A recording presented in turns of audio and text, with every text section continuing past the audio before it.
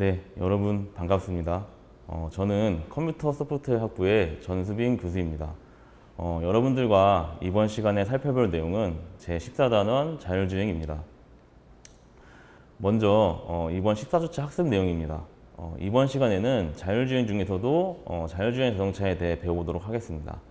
먼저 자율주행 자동차의 개념을 통해 4차 산업혁명에 대한 자율주행 자동차의 영향을 살펴볼 예정입니다. 두 번째로 자율주행 자동차의 개발 동향을 통해 자율주행 자동차 기술이 현재 어느 정도 위치까지 도달하였고 문제점은 무엇인지 살펴보고 자율주행 자동차의 레벨, 그다음에 핵심 기술, 그다음에 응용 기술에 대해 살펴보도록 하겠습니다. 마지막으로 자율주행 자동차의 미래 발전 방향을 통해 앞으로 우리에게 다가올 자율주행 기술에 대해 이해해 보도록 하겠습니다. 그럼 먼저 14주차 1차 시에서는 자율주행 자동차의 정의, 개발 목적, 그다음에 역사, 동향들을 살펴보고 자율주행 레벨에 대해 알아보도록 하겠습니다. 먼저 자율주행이란 어떤 외부 조작 없이도 자동차, 로봇, 드론 같은 특정 물체가 스스로 움직이는 것을 의미합니다. 자율주행 자동차도 인간의 운전 없이 자동으로 주행할 수 있는 자동차라고 정의하고 있고 자율주행의 한 분야라고 생각하시면 될 것 같습니다. 이런 자율주행 자동차가 스스로 움직이기 위해선 몇 개의 단계를 거쳐야 하는데요. 먼저 차량에 장착된 레이더, 그다음에 라이다, 카메라 등 이런 다양한 센서를 활용해서 차량의 상태, 그다음에 주변 정보를 측정하고 해당 정보를 활용하여 다른 차량의 현재 및 미래의 위치를 추정합니다. 자율주행 차량은 이렇게 추정된 다른 차량 또는 물체를 이용하여 목적지까지 교통 법규를 준수하면서 자동으로 주행할 수 있는 차량을 말합니다. 그럼 우리가 자율주행을 개발해야 하는 이유는 무엇일까요? 우선 여러 사례들부터 살펴보도록 하겠습니다. 교통안전공단에서 발표한 최근 10년간 고속도로 교통사고율을 살펴보면 여러 가지 사고 발생 원인을 확인할 수 있는데요. 그런데 여기서 주의 깊게 보셔야 할 내용이 있습니다. 졸음, 그다음에 과속, 주시 태만, 그다음에 안전거리 미확보 등 교통사고의 주 원인은 사람이라는 것을 확인할 수 있는데요. 현대 자동차란 사람이 조작하여 움직이는 이동체이기 때문에 사람의 실수, 부주의, 졸음 등으로 작은 교통사고에서부터 사망사고까지 발생하는 큰 사고로 연결될 수 있음을 확인할 수 있습니다. 또 한 가지 사례 영상을 살펴보면 현재 한 꼬마 아이가 그 버스에서 내려 버스 뒤로 돌아 길을 건너고 있습니다. 그런데 갑자기 버스 옆으로 대형 차량이 나타나는 것을 볼 수 있는데요. 이 상황에서 그 꼬마나 트럭 운전자는 서로 볼 수 없는 상황이었을 겁니다. 잘못하면 아주 큰 사고가 발생할 수 있겠죠. 결과를 한번 보시겠습니다.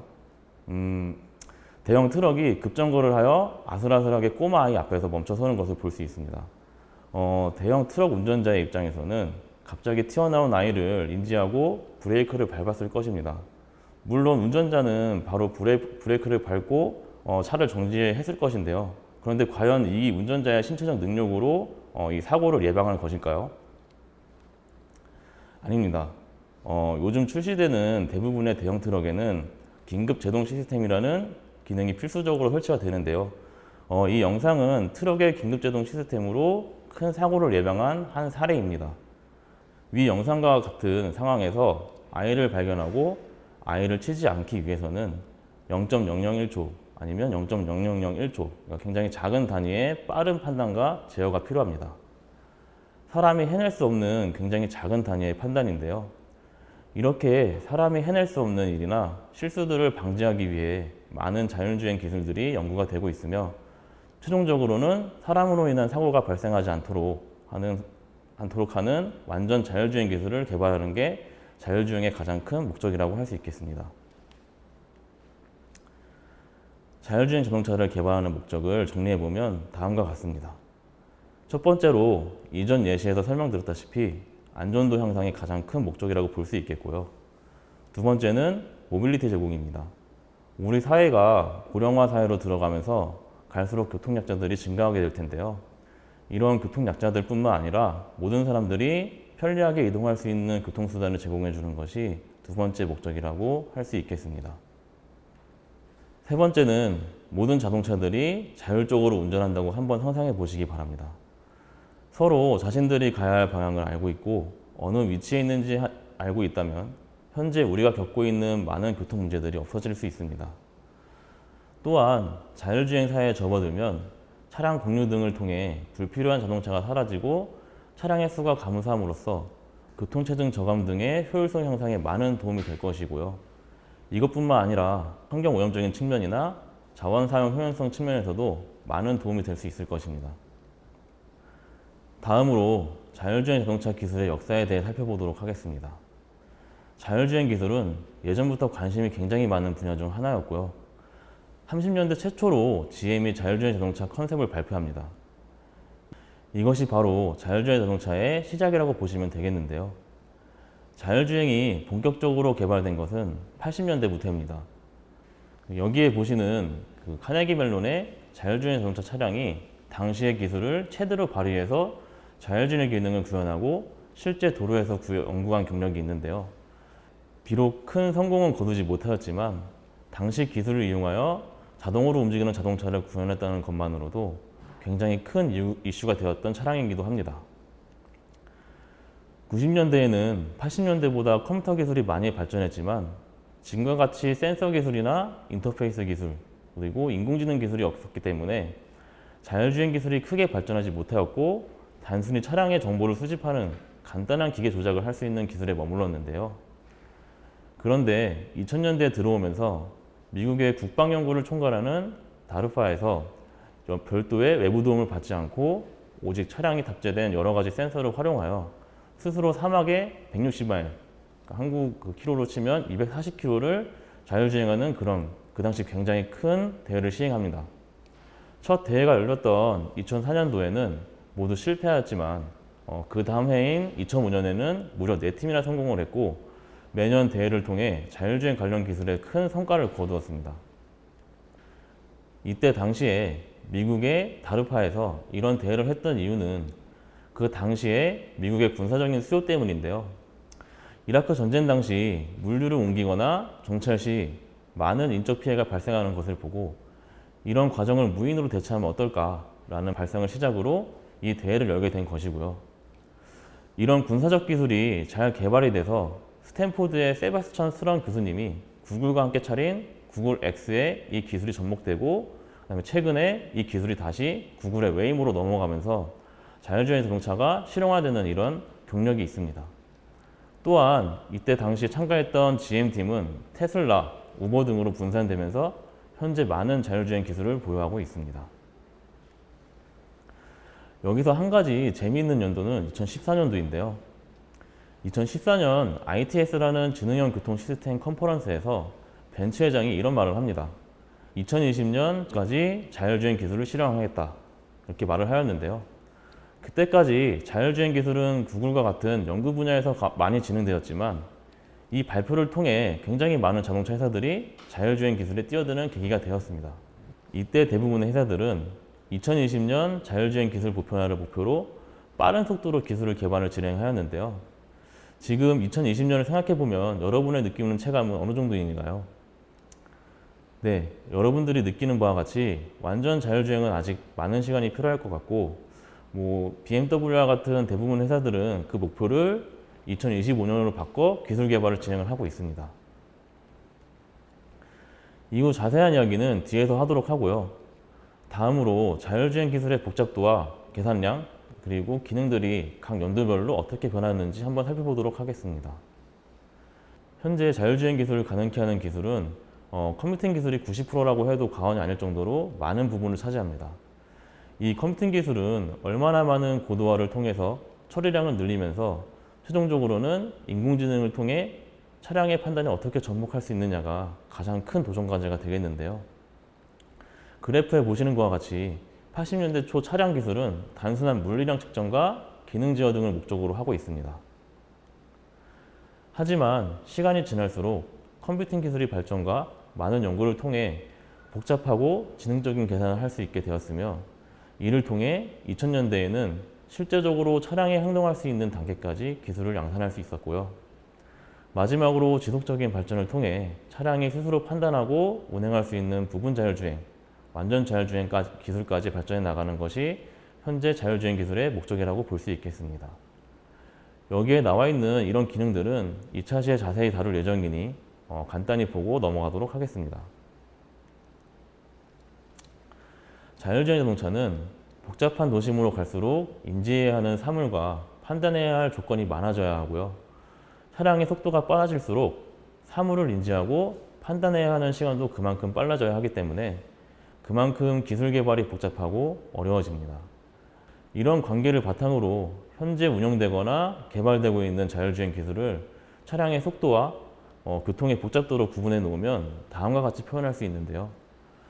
우선 자동주차 또는 발렛주차의 경우 이미 완벽에 가깝게 기술 개발이 이루어져 많은 차량에 접목이 되고 있고, 정체 구간에서 앞차와의 간격을 유지하며 속도를 제어하는 정체 구간 보조 시스템도 현재 많은 차량에 적용되어 사용되고 있는 상태입니다.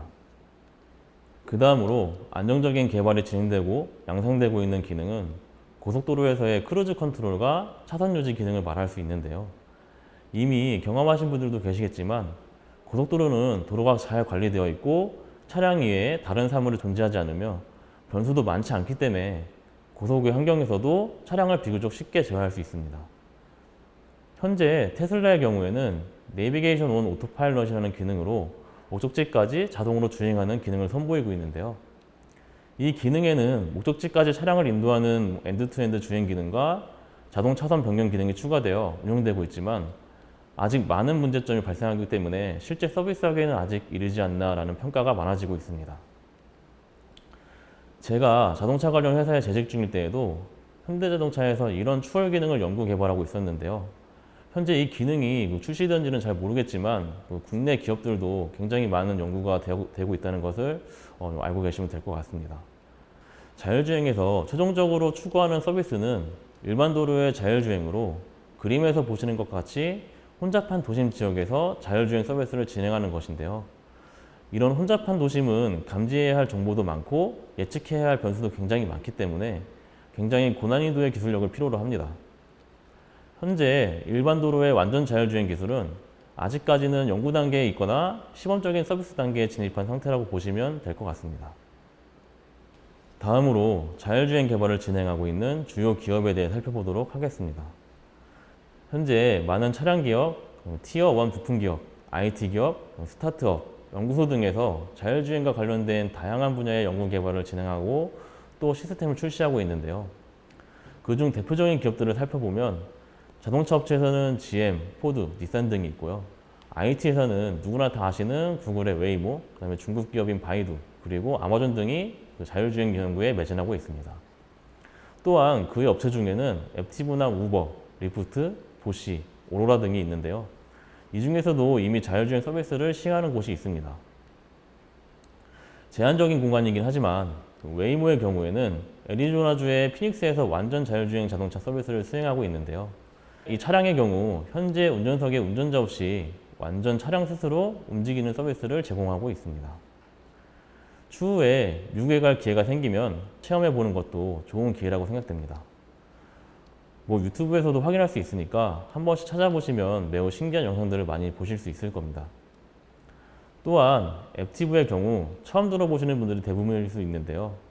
앱티브 또한 웨이모처럼 운전석에 운전자가 없는 것은 아니지만 현재 공유 차량 업체인 리프트와 협약해서 라스베거스에서 자율주행 차량 서비스를 실행하고 있습니다.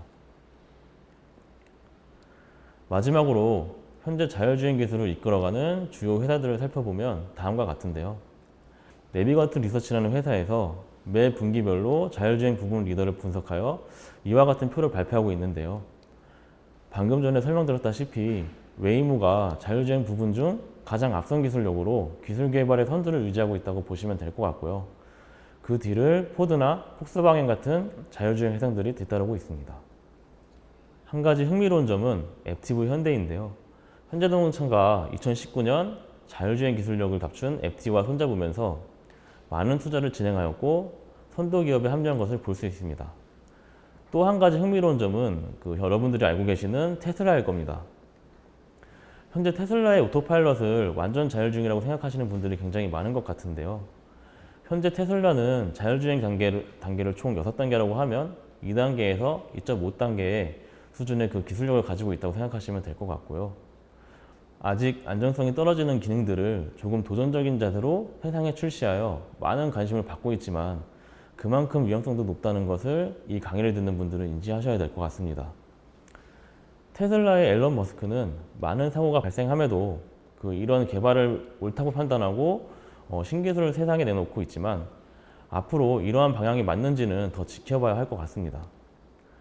다음 장에서는 다른 자동차 회사들이 이런 어느 정도 높은 수준의 자율주행 기술을 가지고 있음에도 불구하고 왜 이런 기술을 빨리 우리 사회에 출시하지 않고 있는지 그 이유에 대해서 알아보도록 하겠습니다.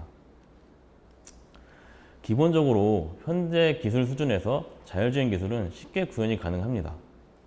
센서 기술의 발달로 주변 환경을 인식하는 정확도나 판단력이 굉장히 빠르고 정확해졌는데요. 빠른 컴퓨터 성능을 바탕으로 기본적인 상황 판단과 차량 제어가 가능하기 때문에 어려움 없이 자율주행 차량을 개발할 수 있게 되었고 보편화가 되었습니다. 하지만 이제 여기서 우리가 생각해 봐야 할 것은 바로 이 롱테일 프로블럼입니다. 롱테일이라는 게 대부분의 문제가 99.999%가 있고 이 문제들을 모두 해결할 수 있지만 이외에 나머지 0.001%에 해결할 수 없거나 의도하지 않은 문제가 발생할 수 있고 이를 해결하기 위해 긴 시간이 필요하다고 정의 내릴 수 있는데요. 결국에는 자율주행의 가장 큰 해결점은 사고가 나지 않는다는 것입니다. 만약 사고가 나서 인명사고가 발생한다면 자율주행은 그대로 실패가 되는 것이기 때문에 사고가 나지 않는 것이 가장 중요하고요. 자율주행의 성공 여부는 평균 주행 정밀도가 아니라 사고가 나지 않는 것이 목적이기 때문에 가끔 생기는 어떤 문제에 대해서 자율주행 자동차가 이것을 모두 해결할 수 있느냐가 가장 큰 문제라고 보시면 되겠습니다. 그래서 이런 롱테일 프로블럼의 예시를 조금 보여드리면 굉장히 재미있는 케이스들이 많은데요. 우선 첫 번째 사진부터 보시겠습니다. 사진의 정면에 있는 벤 차량을 보시면 차량 뒤에 그림이 그려져 있는 것을 확인할 수 있는데요. 도심에서 자전거를 타고 있는 3명의 바이커들이 보일 겁니다. 이것을 보는 대부분의 비전공자분들은 이게 무슨 문제가 되느냐 이런 생각을 하시는 분들이 꽤 많을 것이라고 생각이 드는데요. 컴퓨터는 사람과 달리 실제 물체와 그림을 구분하는 게 쉽지 않습니다. 그게 무슨 뜻이냐면 우리는 현재 보는 이 사진도 그냥 사진이구나 이렇게 알 수 있고 사진 속 차량에 그려진 그림도 차량에 그려진 그림이구나 라고 바로 생각할 수 있지만 컴퓨터의 경우에는 이 이미지를 그냥 하나의 2차원 이미지로 보게 되고요. 이 이미지 공간 안에서 인식되는 모든 물체들은 다른 공간으로 분류하지 못하고 같은 공간에 있는 것처럼 인식을 하게 됩니다. 그래서 일반적으로는 우리가 예상하는 대로 2대의 차량이 있다고 구분을 해야 하지만 컴퓨터는 차량에 그려진 자전거까지 모두 인식해서 마치 차량 2대와 자전거 3대가 있는 것처럼 인식을 한다고 볼 수 있습니다. 이런 인식 오류는 자율주행 차량의 판단에 큰 오류를 일으킬 수 있는데요.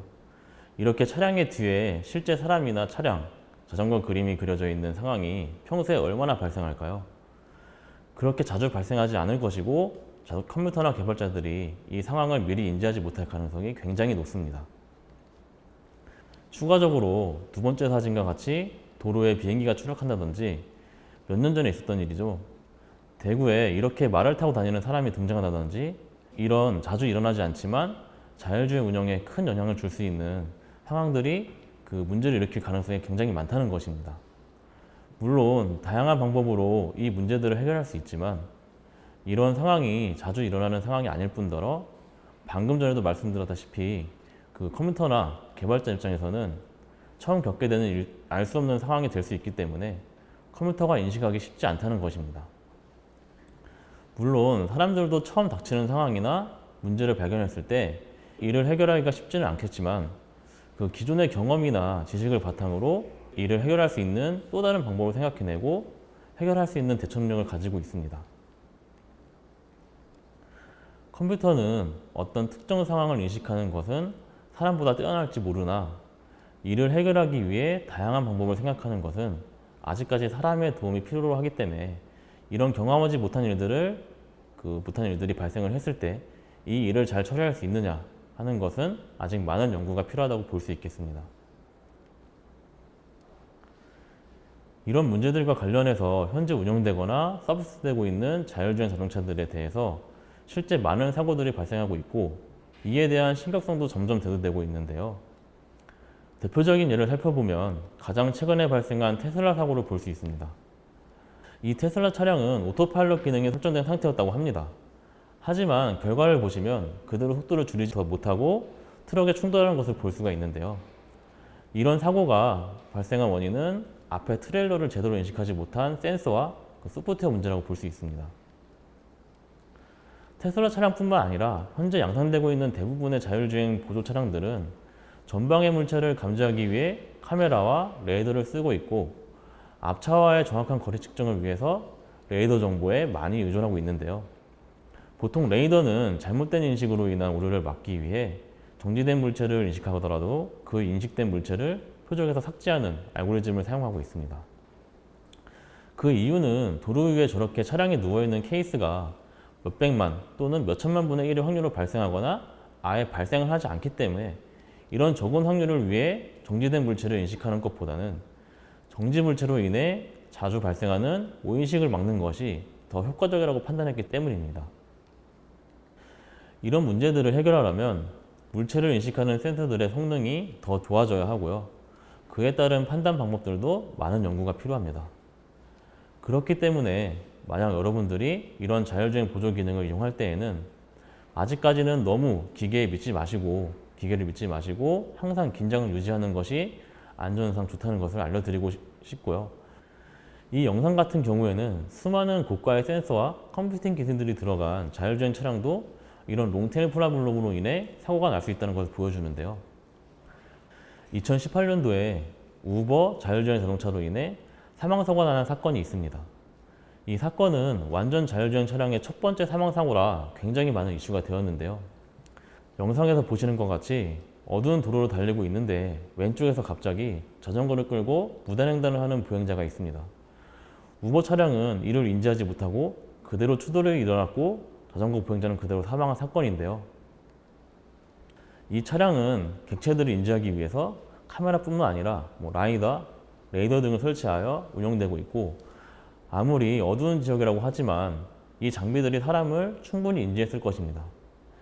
결국 이에 대한 분석 결과 시스템의 판단 오류로 결정이 났는데요.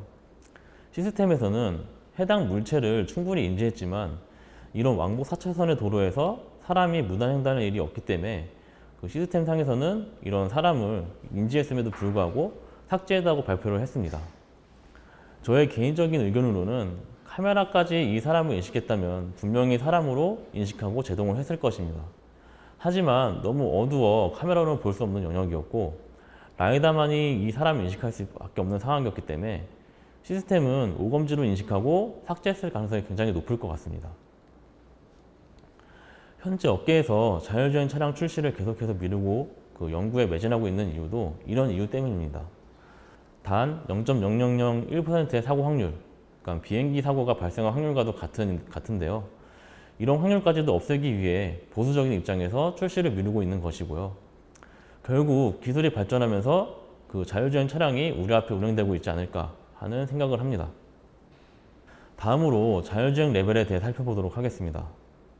SA, The Society of Automotive Engineering 협회에서는 자율주행의 단계를 0단계에서부터 5단계까지 총 6단계로 정의를 하고 있고 이를 다시 운전자 주도 환경과 자율주행 시스템 주도 환경으로 그룹하여 구분하고 있습니다.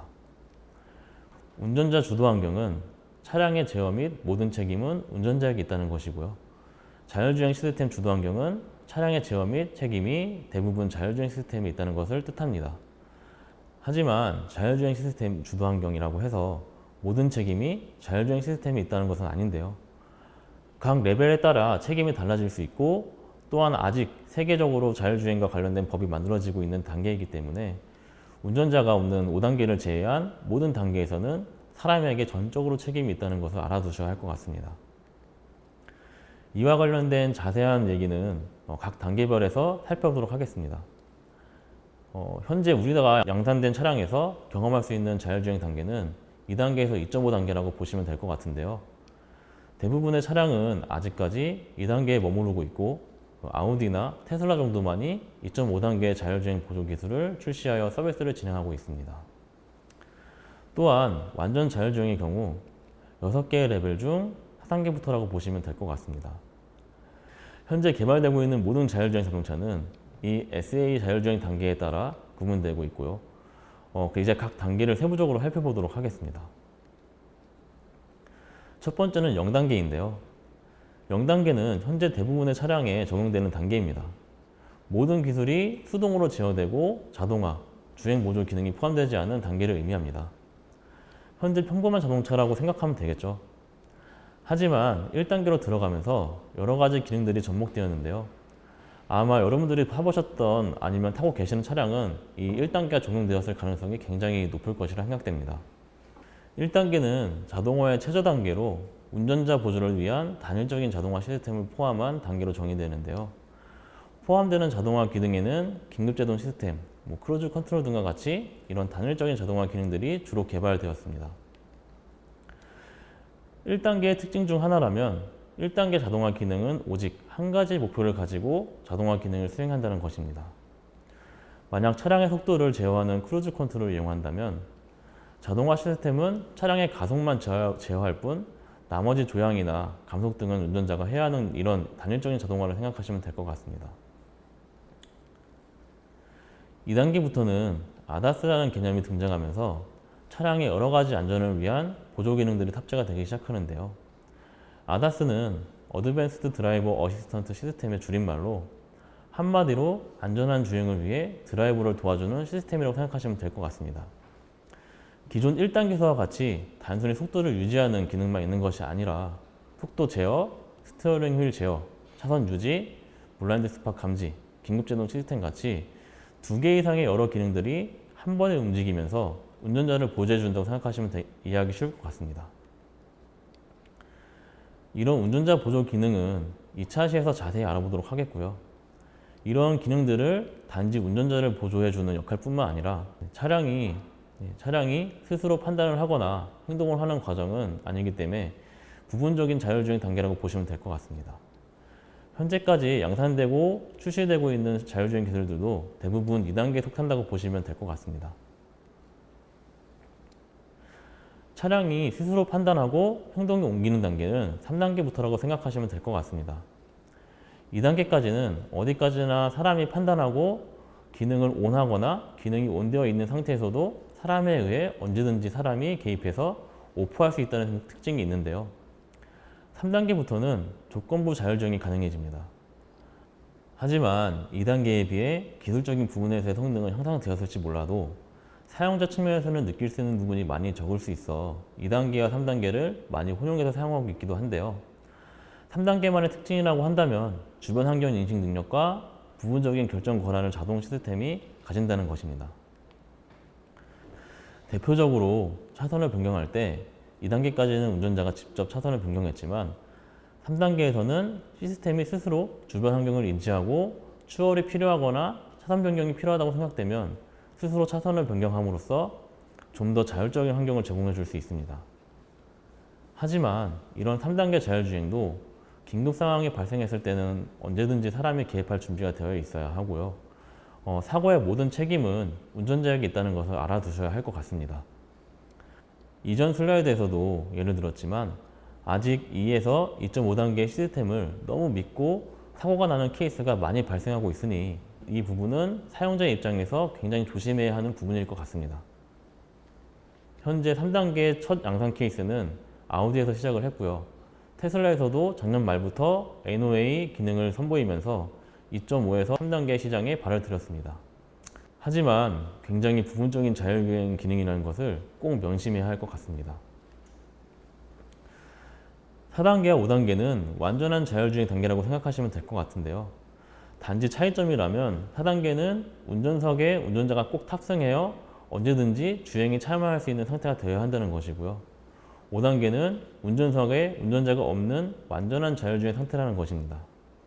자율주행차는 고수준의 센서, 그다음에 고성능의 컴퓨팅 능력을 통해 스스로 주변 상황을 인지하고 또한 주변 환경의 행동 분석을 통해 자신의 주행 경로를 스스로 판단해야 하고요.